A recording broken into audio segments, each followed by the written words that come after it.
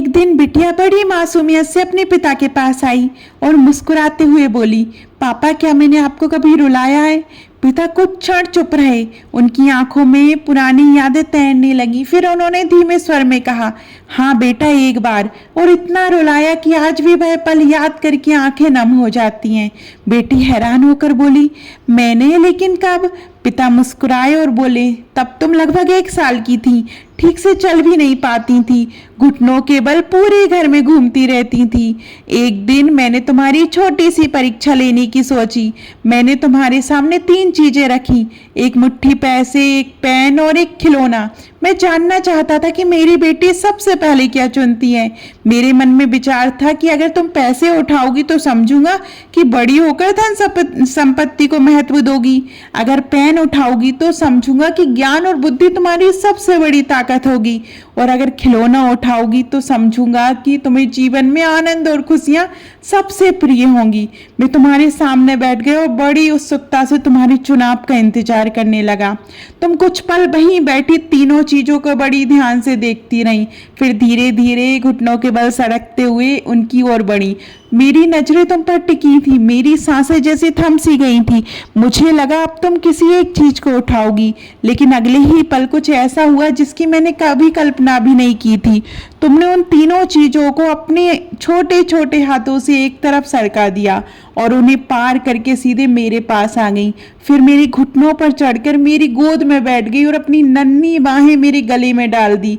उस क्षण मुझे एहसास हुआ कि मैं कितनी बड़ी भूल कर रहा था। मैं ये सोच ही नहीं पाया था कि उन 3 चीजों के अलावा तुम्हारे सामने एक और विकल्प भी बैठा था, जो था तुम्हारा पिता। उस पल ना तुम्हें धन चाहिए था, ना ज्ञान का प्रतीक पेन और ना खिलौनों की खुशी। तुम्हें चाहिए था सिर्फ अपने पापा का प्यार।